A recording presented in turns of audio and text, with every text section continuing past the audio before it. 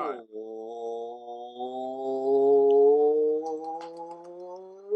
Ladies and gentlemen, boys and girls, children of all ages, this is Apex Greatness. I am your host, Russell Broderick.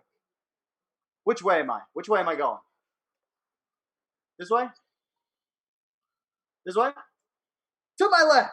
Am I right? To my left! It's Dario Albuquerque. What's good? I am your host, Russell Broderick. Boy, that intro could have went better, but it doesn't matter. Off camera is the fairy pod mother, Lindsay Lehman. How are you? Hello. Welcome to the show. Today, we are doing another legacy breakdown. And this is going to be a multi-part legacy breakdown, as this man played for a very, very long time. Mr. Kareem Abdul-Jabbar, the master of the skyhook, one of the greatest players to ever play the game, the all-time leading scorer, over 38,000 points. That's it. That's what I got. How was that for an intro? Not bad? How did I do that? Not bad. That was good. But without any further ado, we're going to talk about, before we get into his rookie season, I want to talk about his, before he got drafted. Okay, so you ready?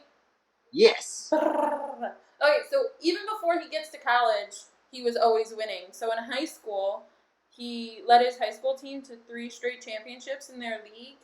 And during that time, they also had, at one point, a 71-game win streak, which is just insane to think about. Okay, and so then he gets to UCLA, and his first game on UCLA, there was, like, freshman teams, which is, like, junior varsity teams, and the freshmen had to be on that team, and he led the freshman team to beat the reigning champs, 2-time reigning champs, of their varsity team, his first game at UCLA.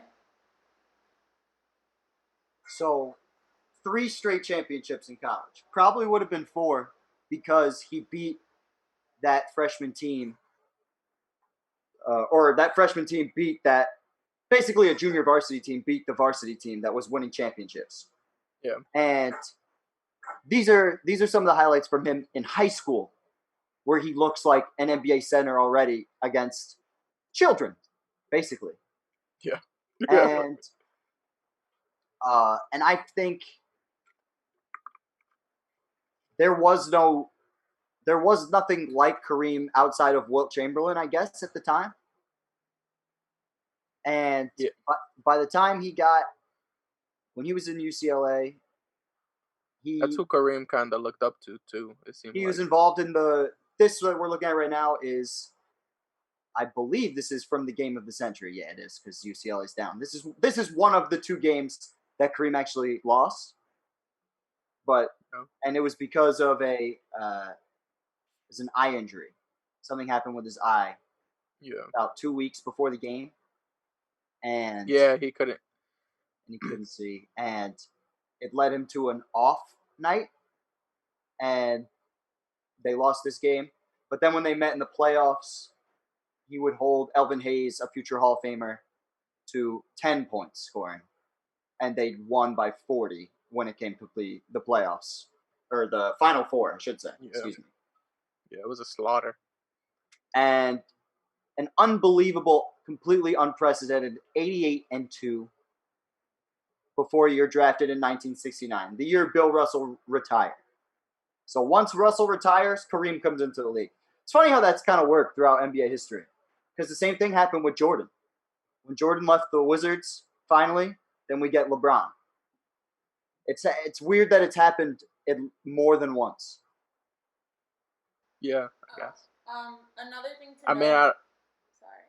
Another thing to no, note you got it. Kareem in college is after his freshman year, the NCAA blocked or stopped allowing dunks during games.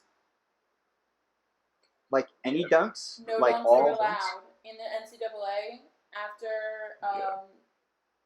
his freshman year, which was 1967, and they weren't allowed until 1976. Yeah. Jesus. Oh yeah, because that fucked with Dr. J too. Remember that? Yeah, and he pretty much, like, that's how he developed his skyhook, was because of that rule. He started like figuring out how to use his size in other ways, and Yeah. and then that's how the skyhook was developed. So if they didn't make that rule, he might have been a totally different player going into the NBA. I think Because do you that think he oh still no, go ahead. develops that? Still develops the skyhook if he doesn't do the dunk, Yeah, if the or dunk if he wasn't a if thing. just is allowed dunk. I think he probably is way more of a bruising Shaq, Wilt Chamberlain style center. I think he puts on a little bit more muscle, and he probably dunks more. Sure, maybe, but I still But could see him just because of his dimensions and because of how freakishly long the guy was. I think he always does that hook shot. Also, he's just such a fucking intellectual. I could just I can't see him not doing it, I guess is the better way of putting it.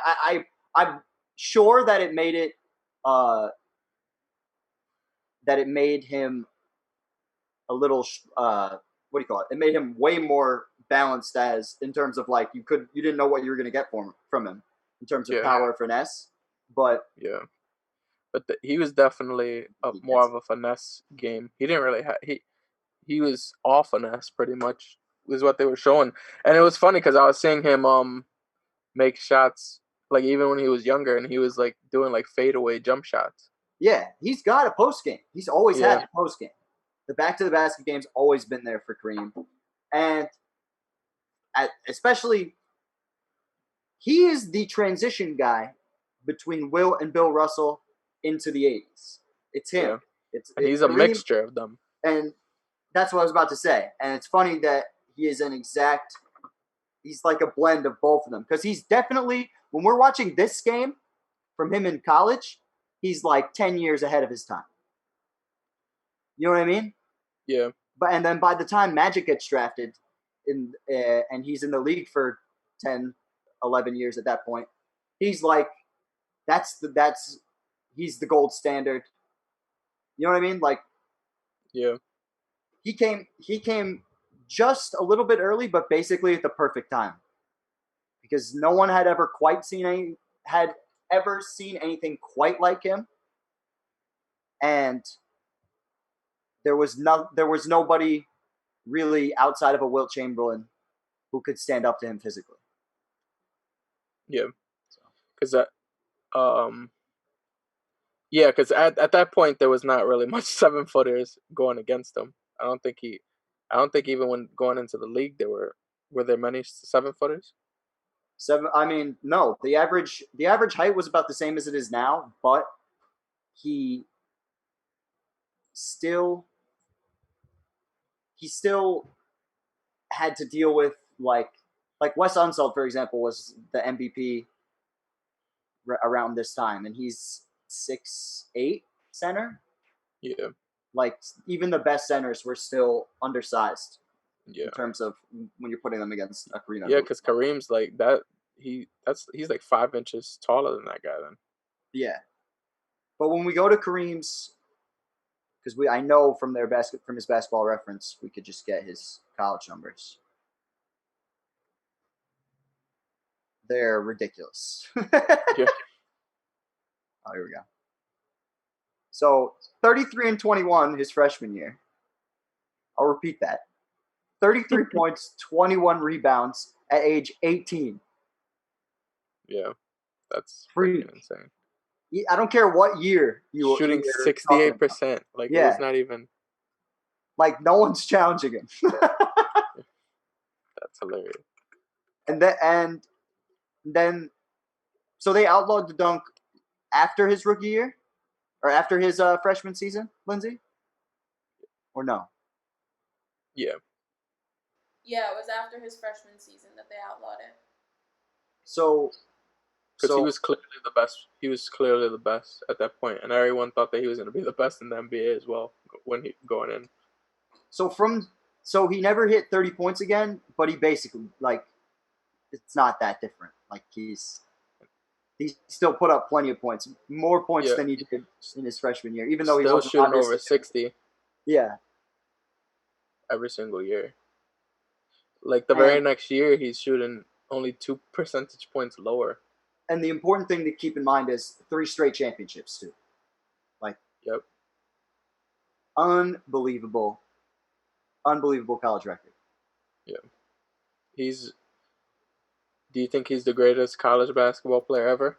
It's between him and Pete Maravich. In 2008, there was something where they put out saying he was the greatest college basketball player in history.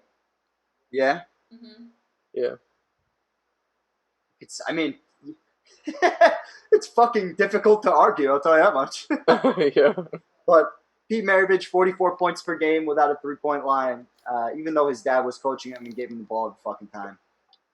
It's still 44 points a game without a three-point line. And he was doing shit that was like 20 years out of his time. That guy was ridiculous. Well, here's So something. his name deserves to get mentioned. Also, Larry Bird was a hell of a college player. Yeah, I was gonna mention Larry. Okay, so here's something for Kareem though. He's the only player with 3 most outstanding player awards from the Final Four.